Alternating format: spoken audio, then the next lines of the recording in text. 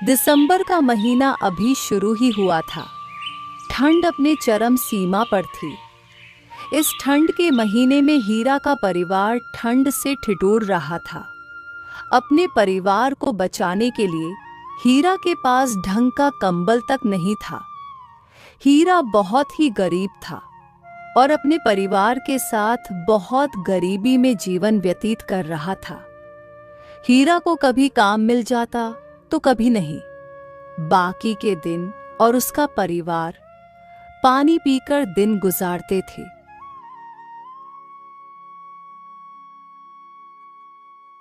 सुनिए जी, बच्चे भूख से तड़प रहे हैं। घर में अनाज नहीं बचा है।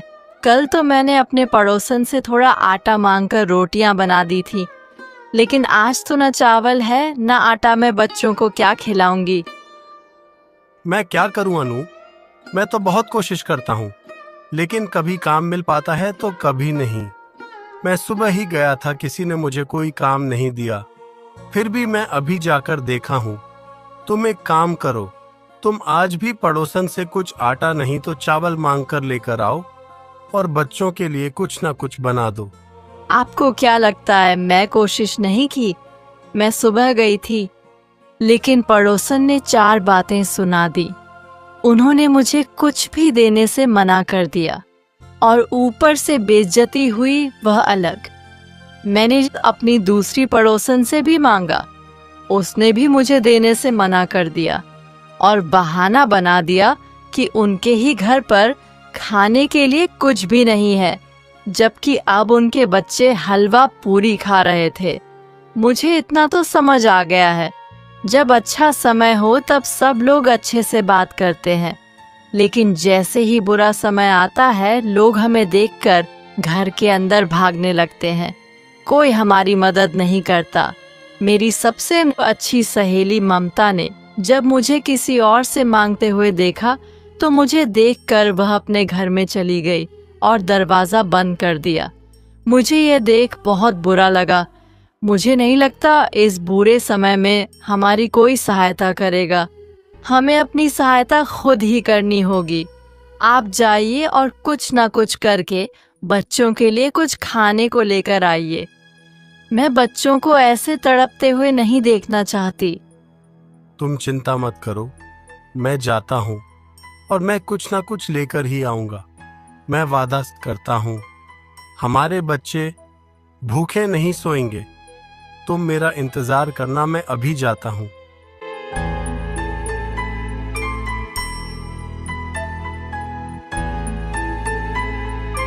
मालिक मालिक, मुझे काम की बहुत जरूरत है, मुझे कुछ काम दे दीजिए। मेरे बच्चे भूख से तड़प रहे हैं मालिक। कल से उन्होंने कुछ नहीं खाया। आज अगर मैं खाली हाथ घर गया तो उन्हें आज भी भूख नहीं सोना पड़ेगा। कृपया मुझे काम दे दीजिए मालिक। कुछ भी काम चलेगा, मैं सब करने के लिए तैयार हूँ। जरा रुको, तुम्हें दिखाई नहीं दे रहा मैं कुछ जरूरी बात कर रहा हूं? चुपचाप खड़ा रहे यहाँ पे। रघु, ये 2 बोरियां लाल सिंह के घर 1 बजे से पहले पहुंच जानी चाहिए। इनमें बहुत जरूरी सामान है और लाल सिंह ने यह आज ही मांगी है। लेकिन मालिक, अभी तो 10 बज रहे हैं। 3 घंटे में ये कैसे मुमकिन है? उनका गांव तो बहुत दूर है। मैं भी क्या करूं रघु, मेरे ध्यान से ही उतर गया। मुझे याद ही नहीं रहा कि लाल सिंह ने ये आज ही मांगा था, और वह भी 1 बजे से पहले। हमारे पास कोई रास्ता नहीं है। तुम कुछ भी करो, लेकिन यह 3 घंटे में पहुंच जानी चाहिए। तुम ऐसे किसी व्यक्ति को यह काम दो जो फुर्तीला हो और 3 घंटे में उसके गांव पहुंच जाए। हम उसे दुगनी मजदूरी देने के लिए तैयार हैं, लेकिन यह काम 3 घंटे में हो जाना चाहिए, नहीं तो लाल सिंह बहुत गुस्सा करेगा और वह हमसे व्यापार करना भी छोड़ देगा। मेरा इसमें बहुत बड़ा घाटा होगा। ये सारी बातें हीरा सुन लेता है और हीरा बोलता है, माफी चाहता हूँ मालिक, मैं बीच में बोल रहा हूँ, लेकिन मालिक यह काम मैं कर सकता हूँ। मैं 3 घंटे के भीतर यह बोरिया देकर आ जाऊंगा। मुझ पर एक बार यकीन करके देखिए मालिक। क्या तू सचमुच 3 घंटा में यह बोरिया वहां तक पहुंचा सकता है? अगर यह तूने कर दिखाया तो मैं तुझे दुगनी मजदूरी दूंगा। लेकिन अगर तूने लापरवाही की और तू वहां पर 3 घंटे के भीतर नहीं पहुंचा तो याद रखना, मुझसे बुरा कोई नहीं होगा। अगर तू सचमुच कर सकता है तो ही लेकर जा, वरना मैं किसी और आदमी को देखता हूं। मैं तेरी वजह से अपना नुकसान नहीं कर सकता। नहीं मालिक, मैं सच कहता हूं। मुझ पर एक बार यकीन करके देखिए, मैं यह बोरिया पहुंचा दूंगा। आप चिंता मत कीजिए। अच्छा ठीक है, तो ये बोरिया उठा और जल्दी से निकल, और काम समय पर हो जाना चाहिए। हीरा वह 2 बोरियां अपने सर पर लादे हुए निकल पड़ता है। चलते चलते उन बोरियों की वजह से हीरा का सिर दुखने लगता है, लेकिन फिर उसे अपने भूखे बच्चों की याद आती है और फिर चल पड़ता है। जब हीरा जंगल के रास्ते से जा रहा होता है, तभी उसे रास्ते में एक आदमी नीचे पड़ा हुआ दिखाई देता है। ये बाबा कौन है और इन्हें क्या हुआ है? लगता है बेहोश है। इन्हें तो चोट भी लगी है। पता नहीं इनके साथ क्या हुआ है। क्या करूं? अगर इन्हें यहाँ ऐसे ही छोड़ दिया तो पता नहीं ये मर भी सकते हैं। मुझे उनकी जान बचानी होगी। लेकिन अगर मैं ये बोरिया समय पर लाल सिंह के यहाँ नहीं लेकर गया तो मालिक बहुत गुस्सा करेंगे। दुगनी मजदूरी तो छोड़, वह मुझे फूटी कौड़ी तक नहीं देंगे। ऊपर से मैंने उन्हें वादा भी किया है। मेरी वजह से उनका बहुत बड़ा नुकसान हो जाएगा। मैं क्या करूं? है ऊपर वाले, मेरी मदद कर। एक तरफ मेरे बच्चे भूख से तड़प रहे हैं और दूसरी तरफ किसी की जान का सवाल है। मैं करूं तो क्या करूं? हीरा बहुत गहरी सोच में पड़ जाता है। नहीं नहीं, यह गलत है। मैं इन्हें छोड़कर यहां से नहीं जा सकता। इनके जान का सवाल है। अगर आज मैंने उनकी जान नहीं बचाई तो जिंदगी भर मुझे इस बात का गम रहेगा कि मैंने मुसीबत के समय इस बुजुर्ग को मरने के लिए छोड़ दिया, जबकि मैं उनकी मदद कर सकता था। यह बात मुझे जीने नहीं देगी। मैं और मेरा परिवार तो एक दिन भूखा रह लेगा, लेकिन अगर इनकी जान एक बार चली गई तो दोबारा किसी भी कीमत पर लौटकर नहीं आएगी। इस दुनिया में जान से अलावा और कोई भी चीज कीमती नहीं। मुझे इनकी मदद करनी होगी। हीरा वो बोरिया वही रखकर उस आदमी को वैद्य जी के पास लेकर जाता है। वैद्य जी उन्हें देखकर बहुत चौंक जाते हैं। इनको क्या हुआ है और तुम कौन हो? वैद्य जी, मैं नहीं जानता इनको क्या हुआ है। यह मुझे जंगल के रास्ते में मिले थे और मैं यहाँ किसी को नहीं जानता। मैं आपका पता पूछ पूछ कर यहाँ तक आया हूँ। आप जल्दी से इनका इलाज कीजिए।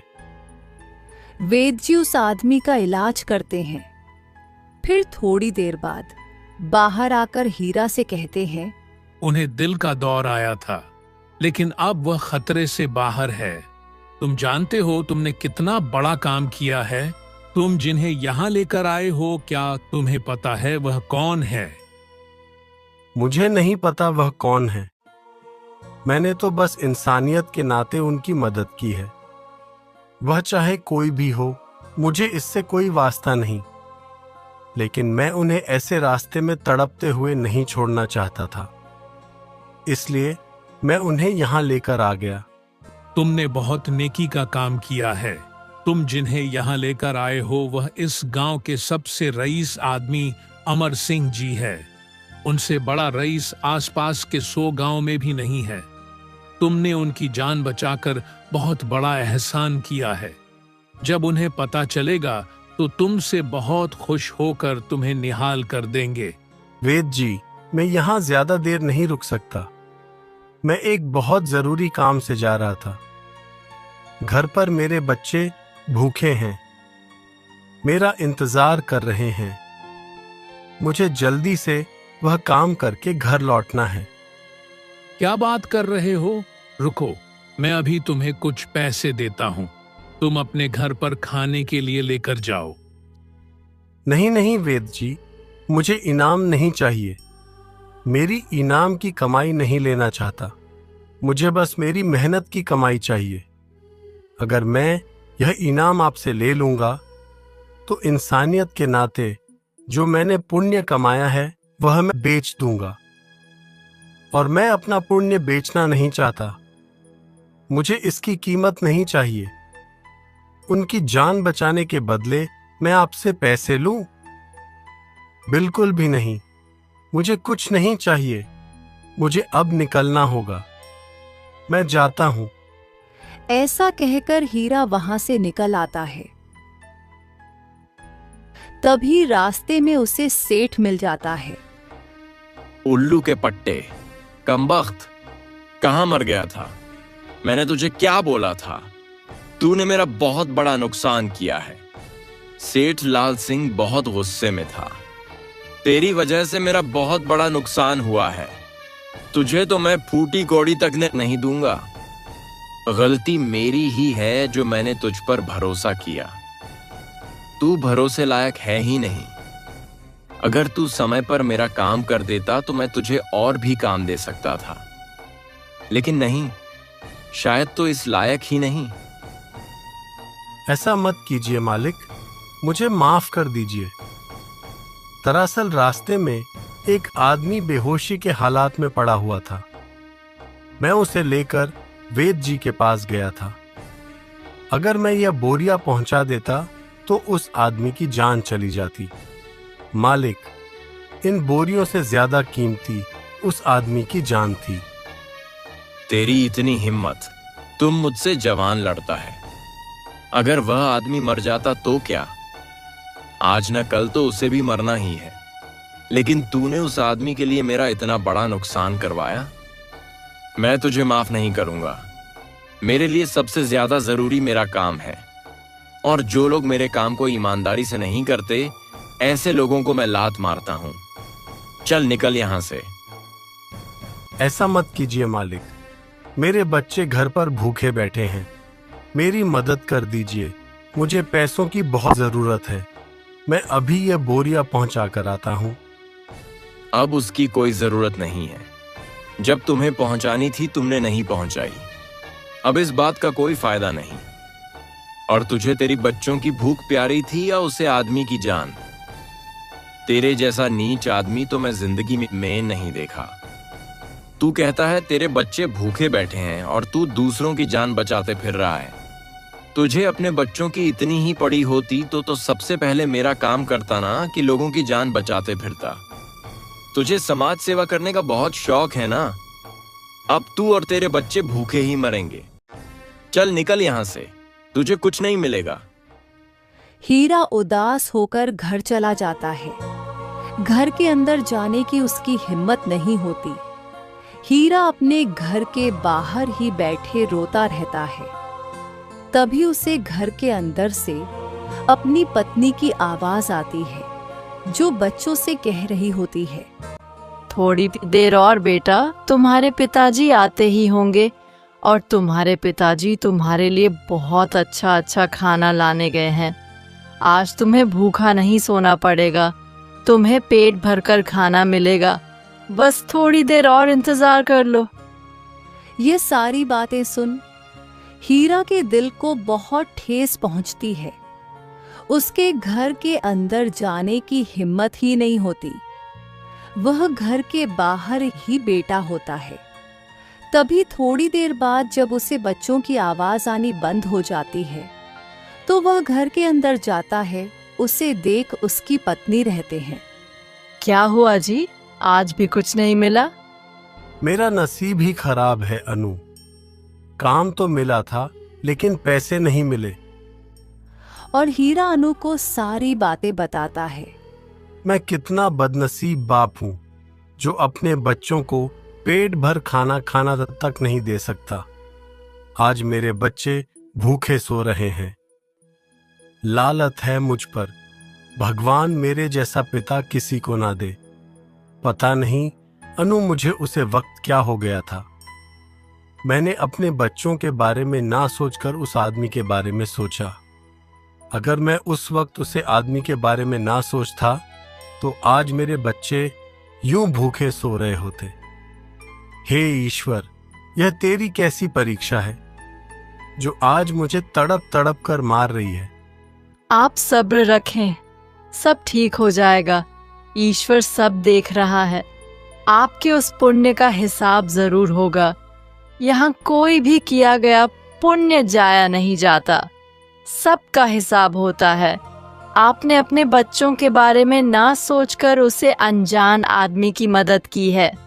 देख लेना, ईश्वर एक दिन हमारी मदद जरूर करेगा।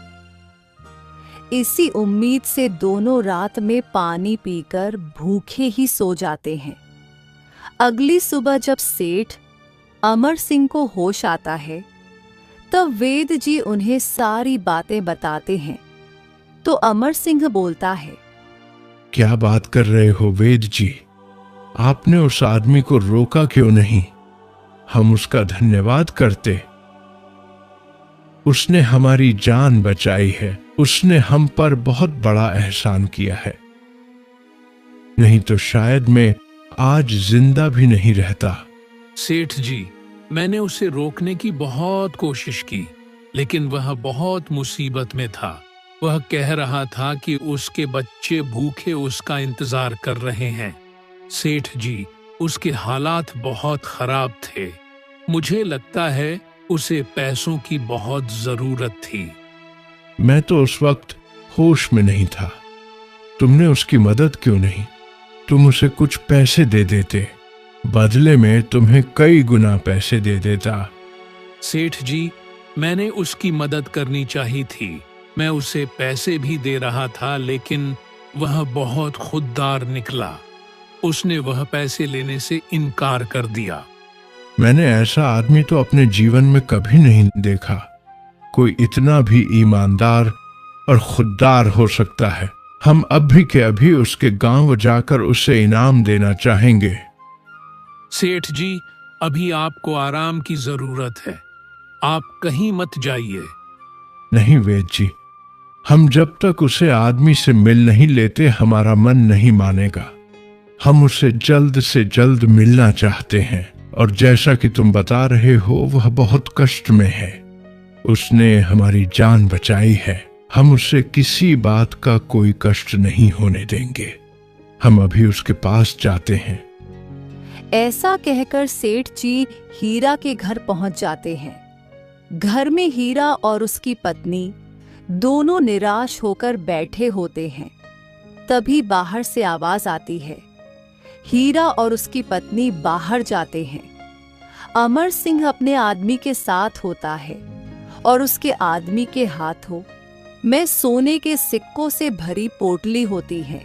हीरा सेठ जी को देख बहुत चौंक जाता है और बोलता है, अरे सेठ जी, आपकी तबीयत कैसी है? आप ठीक तो हो ना? सेठ जी हीरा को देखकर उसे गले लगा लेते हैं और फिर बोलते हैं, मैं ठीक हूं बेटे। यह जिंदगी तुम्हारी ही देन है। अगर तुम मेरी मदद नहीं करते तो शायद मैं जिंदा नहीं रहता। तुम्हारा यह एहसान मैं जिंदगी भर नहीं चुका सकता। बेटा, मैं तुम्हें कुछ देना चाहता हूं। इसे स्वीकार करो बेटा। नहीं सेठ जी, मैंने यह सब पैसों के लिए नहीं किया है। मैंने तो इंसानियत के नाते आपकी जान बचाई है। मैं इसे पैसों में नहीं तोल सकता। जान बहुत कीमती होती है सेठ जी। पैसे लेकर मैं इस बात का सौदा नहीं कर सकता। मुझे यह पैसे नहीं चाहिए। वाह बेटे, सचमुच मैंने तुम्हारे जितना ईमानदार आदमी आज तक नहीं देखा। तुम बोलो बेटा, तुम्हें क्या चाहिए? हम तुम्हारे लिए सब करने के लिए तैयार हैं। सेठ जी, अगर आप कुछ करना ही चाहते हैं तो मुझे काम दे दीजिए। मुझे काम की बहुत जरूरत है। इस काम से मैं अपने परिवार का पालन पोषण करना चाहूँगा, लेकिन यह इनाम की कमाई मुझे नहीं चाहिए। मुझे मेरे मेहनत के पैसे चाहिए। बस आप मुझे काम दे दीजिए, आपका बहुत एहसान रहेगा। एहसान तो तुमने मुझ पर किया है, वह भी इतना बड़ा कि मैं काम देखकर भी नहीं चुका सकता। फिर भी तुम्हारी इच्छा है तो तुम आज से ही मेरे यहां काम करोगे। और हां, अब तो तुम तुम्हारे परिवार के लिए उसे कुछ तो पैसे ले लो, ताकि तुम्हारा परिवार भूखा ना रहे। उसके बदले में तुम मेरे यहां काम तो कर ही रहे हो। ठीक है मालिक, आपका बहुत बहुत धन्यवाद। हीरा और अनु बहुत खुश हो जाते हैं। सेठ जी के जाने के बाद अनु हीरा से कहती है, देखा आपने, मैंने उस दिन आपसे कहा था ना कि इस पुण्य का आपको एक दिन बहुत बड़ा फल मिलेगा। आप कितने दिनों से काम की तलाश में थे, लेकिन कोई आपको काम नहीं दे रहा था, लेकिन इन सेठ जी ने तो घर पर आकर आपको काम दिया है। कितनी बड़ी बात है। हाँ अनु, तुम बिल्कुल सच कह रही हो। सेठ जी ने मुझ पर भरोसा कर मुझे काम दिया है। मैं पूरी निष्ठा और ईमानदारी से सेठ जी के यहाँ काम करूंगा। उन्हें कभी कोई शिकायत का मौका नहीं दूंगा।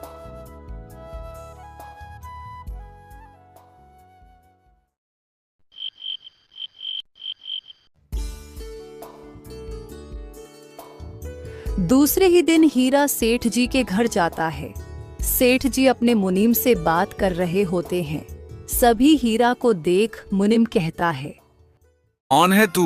अंदर कैसे आया? तेरी हिम्मत कैसे हो सीधा सेठ जी के पास आने की? तुझे बाहर किसी ने रोका नहीं? निकल यहाँ से। पता नहीं कहाँ कहाँ से आ जाते हैं मुंह उठाकर। मुनीम, जबान संभाल कर बात करो। इसे मैंने यहाँ बुलाया है। इसने हम पर बहुत बड़ा एहसान किया है। ये हमारे दिल के बेहद करीब है। और हाँ मुनीम जी, याद रखिए, इसे किसी बात का कोई कष्ट नहीं होना चाहिए। आज से हम आपका काम कम कर रहे हैं। आज तक आपके कंधों पर मैंने बहुत बोझ डाल दिया था, अब वह बोझ में उतार रहा हूं। आज से हमसे हमारे मजदूरों का हिसाब किताब हीरा भी देखेगा। हीरा, मेरी बात ध्यान से सुनो। हमारे यहाँ जितने भी मजदूर काम करते हैं, उन सब की तनख्वाह का हिसाब तुम रखोगे। और तुम्हें अगर और मजदूरों की जरूरत पड़ी तो तुम उसे भी काम पर रख सकते हो। यह जिम्मेदारी भी तुम्हारी होगी। किसी काम पर रखना है और किसी नहीं। यह सब तुम देखोगे। तुम सारे मजदूर पर ध्यान रखोगे। मालिक, इतनी बड़ी जिम्मेदारी क्या मैं संभाल पाऊंगा? मुझे कोई छोटा मोटा काम दे दीजिए मालिक। मैं इस लायक नहीं हूं। हमें तुम पर पूरा भरोसा है बेटे कि तुम यह काम पूरी ईमानदारी से करोगे। और हम पूरे दिल से तुम्हें यह काम सौंपना चाहते हैं, क्योंकि हमें तुम्हारे जैसे ईमानदार आदमी की जरूरत है। यह सारी बातें सुनकर मुनीम के तन बदन में आग लग जाती है। वह अंदर ही अंदर हीरा से जलने लगता है और सोचता है, इस अमर सिंह को हो क्या गया है जो इस भिखारी को इतनी बड़ी जिम्मेदारी दे रहा है? जो काम आज तक मैं कर रहा था वह आज यह कल का आया हुआ लौंडा करेगा। इसने एक दिन में ही इस अमर सिंह का विश्वास कैसे जीत लिया? अगर यह मेरे काम में मेरे साथ शामिल हुआ तो इसे सब पता चल जाएगा कि मैं इतने सालों से इस अमर सिंह को कैसे बेवकूफ बना रहा हूँ। फिर तो मेरी कमाई होना बंद हो जाएगी। नहीं नहीं, मुझे इसका कुछ पक्का बंदोबस्त करना ही होगा। कुछ दिन ऐसे ही बीत जाते हैं। एक दिन अमर सिंह हीरा से कहता है, हीरा, मैं 2 दिन के लिए शहर जा रहा हूँ। हीरा, मुझे तुम्हें एक बात बतानी है। मुझे शक है कि हमारे करीबी ही हमें धोखा दे रहे हैं और हमसे छल कपट कर पैसे निकाल रहे हैं। मैं 2 दिन यहाँ नहीं रहूंगा। देखो बेटा, तुम मेरे बेटे की तरह हो। भगवान ने मुझे कोई संतान नहीं दी, लेकिन आज तुम्हें मेरे पास भेजा है। शायद मेरी संतान होती तो तुम्हारी जैसे ही होती। मैं तुम पर बहुत भरोसा करता हूं बेटा। मुझे यहाँ किसी पर भरोसा नहीं। तिजोरी में जितने भी धन दौलत है वह सब मैं तुम्हारे भरोसे पर छोड़ जा रहा हूं। मैं यह सब अपने साथ नहीं ले जा सकता और मैं यहाँ पर किसी पुरुष पर भरोसा भी नहीं कर सकता सिवाय तुम्हारे। तो मेरे आने तक तुम यही रहोगे और तिजोरी का ध्यान रखोगे। सेठ जी, आप बिल्कुल भी चिंता मत कीजिए। मैं अपने जान से भी ज्यादा इस तिजोरी का ध्यान रखूंगा। मैं आपके धन पर कोई आंच नहीं आने दूंगा। आप निश्चित होकर शहर जाइए। वह मुनीम अपने एक आदमी के साथ मिलकर एक चाल चलता है। सुनो, अच्छा मौका है। अमर सिंह यहाँ पर नहीं है। हमें आज रात ही तिजोरी से सारा धन निकालना होगा। ये सोच दोनों सेठ जी के कमरे की तरह बढ़ते हैं तो देखते हैं वहां हीरा बैठा होता है। तभी मुनीम सोचता है, ये हीरा यहाँ क्या कर रहा है? लगता है उस अमर सिंह ने इसे यहाँ तैनात किया है। इसके रहते हुए हम तिजोरी को हाथ नहीं लगा सकते। मुझे इसका कुछ न कुछ करना ही होगा।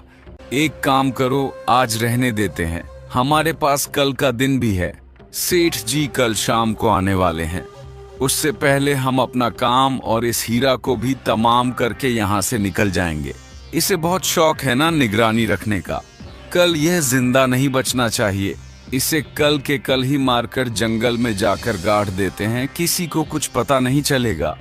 और जब सेठ जी आएंगे और देखेंगे कि तिजोरी का सारा सोना और पैसे गायब है और हीरा भी गायब है, तो सारा इल्जाम इस हीरा पर आ जाएगा। हमें धन भी मिल जाएगा और किसी को कानों कान खबर भी नहीं होगी।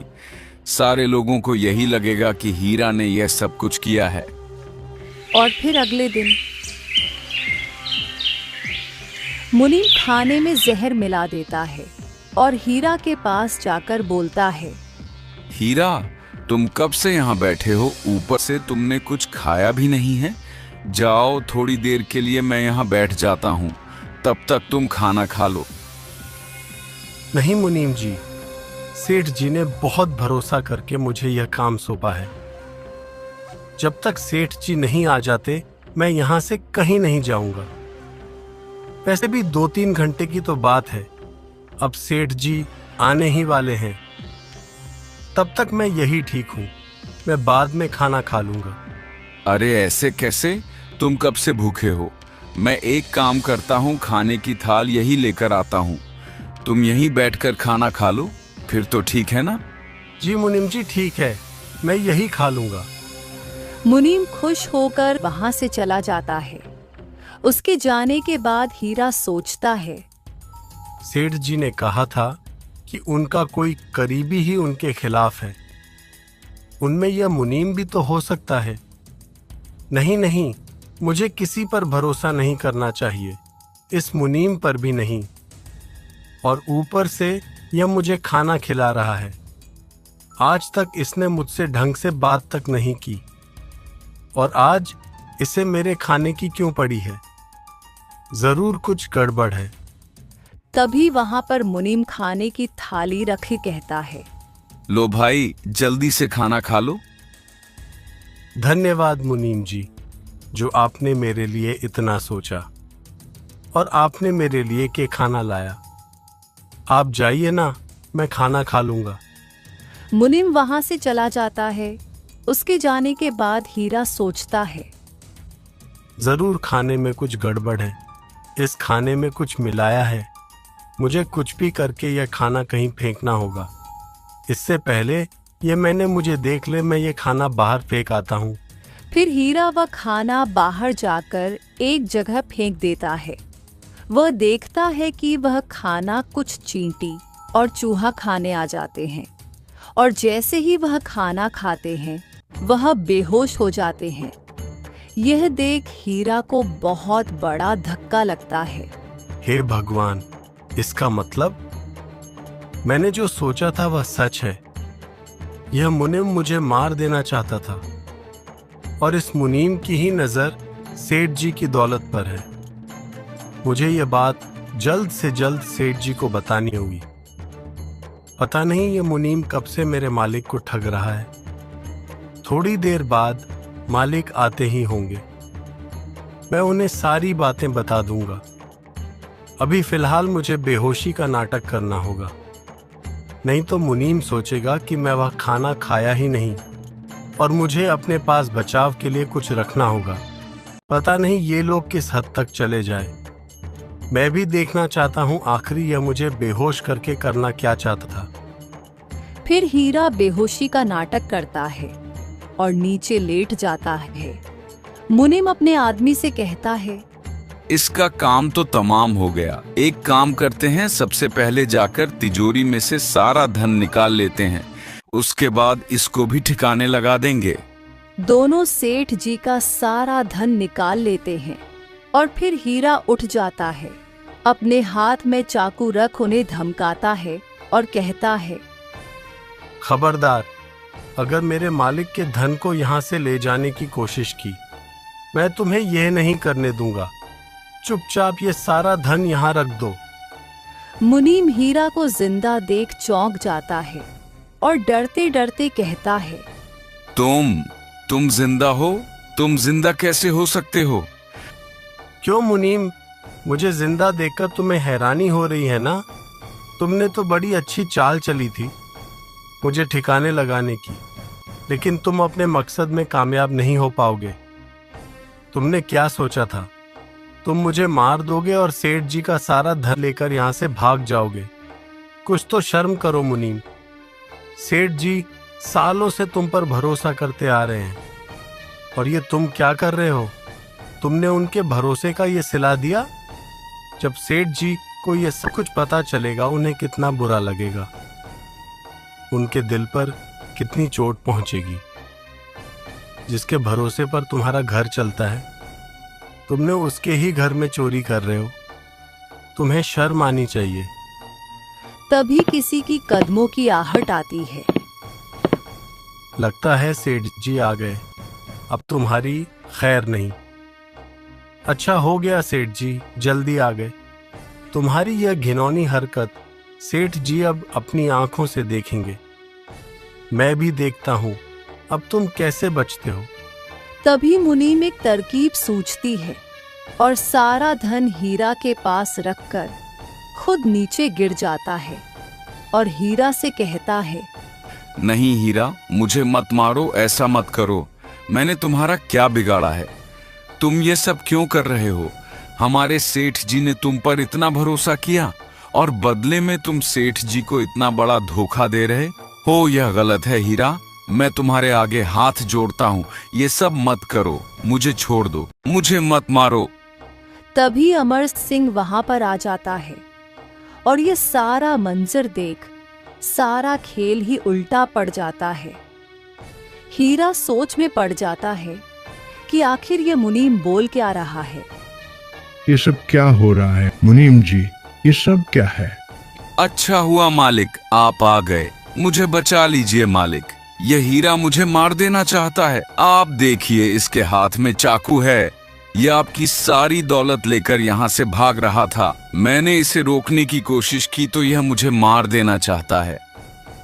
ये सारी बातें सुन अमर सिंह को बहुत बड़ा धक्का लगता है और हीरा के पैरों तले तो जमीन खिसक जाती है। वहां का मंजर देख कोई भी यही सोचता कि यह सब हीरा ने किया है।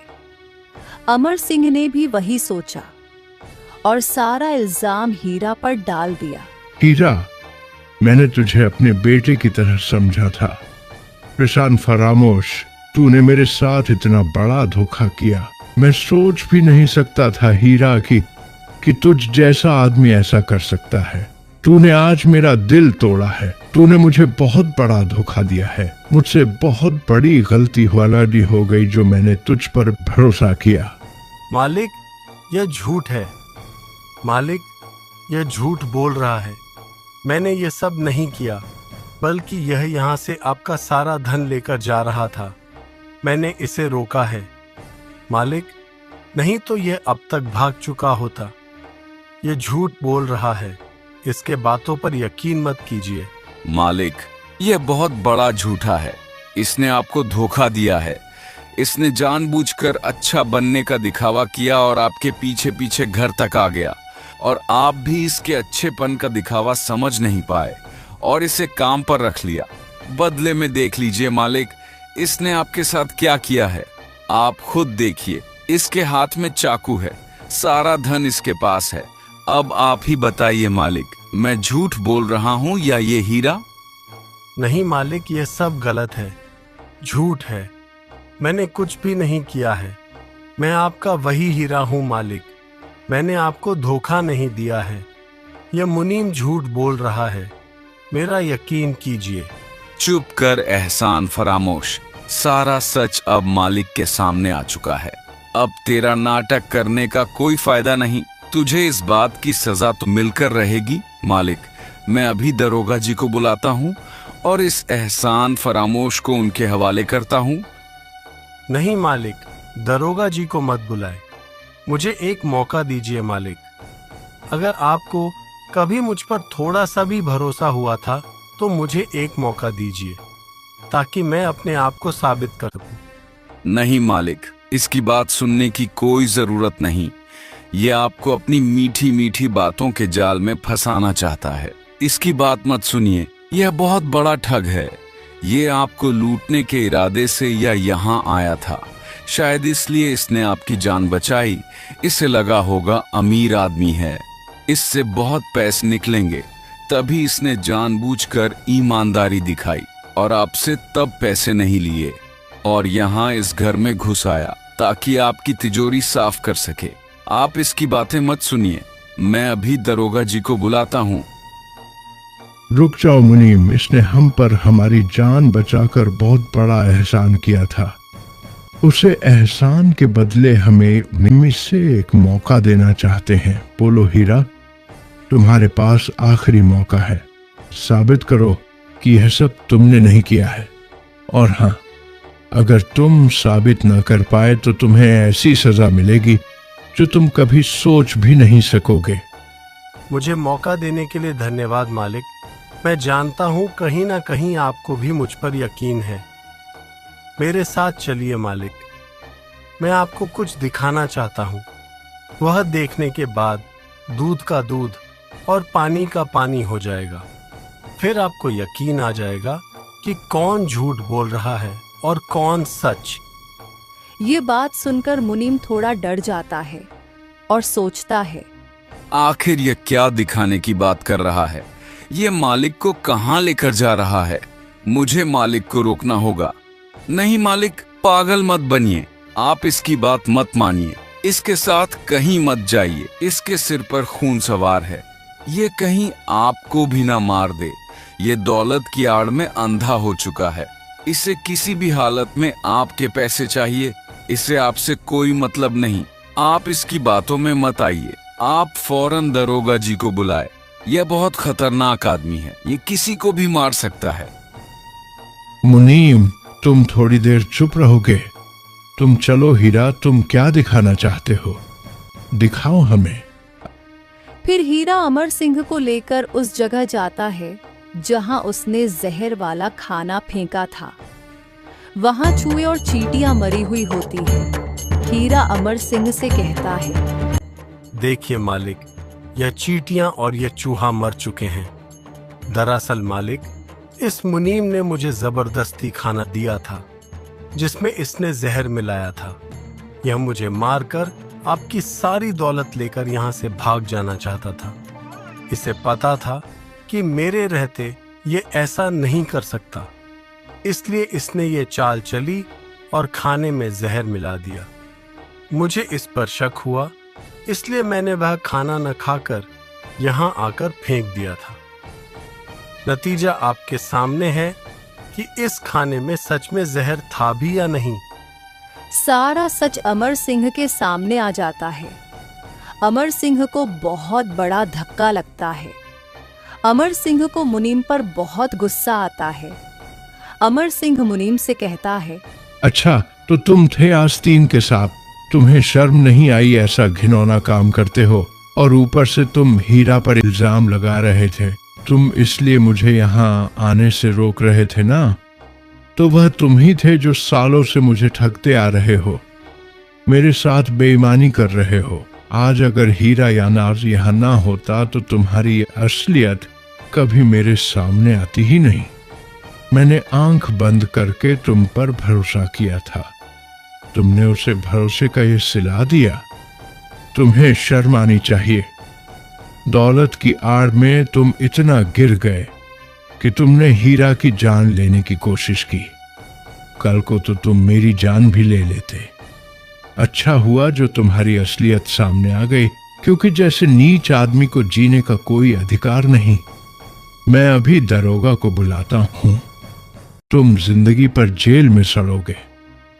फिर अमर सिंह पुलिस को वहां बुलाता है और पुलिस मुनिम उसके आदमी को पकड़कर वहां से लेकर जाती है। उसके जाने के बाद अमर सिंह हीरा से कहता है, हीरा मेरे बेटे, मुझे माफ कर दे। मैं तुझ पर यकीन नहीं किया, मुझसे बहुत बड़ी गलती हो गई बेटा। नहीं मालिक, आप अपनी जगह पर सही थे। आपकी जगह कोई भी होता तो यही सोचता। उस मुनीम ने चाल ही ऐसी चली थी कि आप उसके चाल में आ गए। आपकी इसमें कोई गलती नहीं है, आप माफी मत मांगे। मालिक, आपने तो मुझ पर बहुत बड़ा एहसान किया है, मेरे परिवार को संभाला है, नहीं तो मेरी हालत क्या थी। मालिक, लेकिन आज आपकी वजह से मेरा खुशहाल परिवार है, सब अच्छे से चल रहा है। आप मेरे लिए किसी भगवान से काम नहीं हो मालिक, आप मुझसे माफी मत मांगे। मैंने गलती की है, मुझे तुझ पर भरोसा करना चाहिए था हीरा। आज के बाद मैं तुझे अपने बेटे के रूप में स्वीकार करता हूं। तू जानता है हीरा मेरा कोई नहीं है, लेकिन आज के बाद तू मेरा बेटा है और मेरे बाद यह सारी संपत्ति तुम्हारी ही है। मैं अपनी सारी संपत्ति तुम्हारे नाम करता हूं हीरा। आज से तुम ही मेरे लिए सब कुछ हो और मैं दिल से चाहता हूं कि तुम अपने परिवार को यही लेकर आ जाओ और हमेशा मेरे साथ मेरा बेटा बनकर रहो। ये सारी बातें सुन हीरा की आंखों में आंसू आ जाते हैं। हीरा घर जाकर अपनी पत्नी को ये सारी बातें बताता है। वह भी बहुत खुश हो जाती है और हीरा अपने परिवार सहित अमर सिंह के साथ रहने लगता है और उसका सारा कारोबार संभालने लगता है।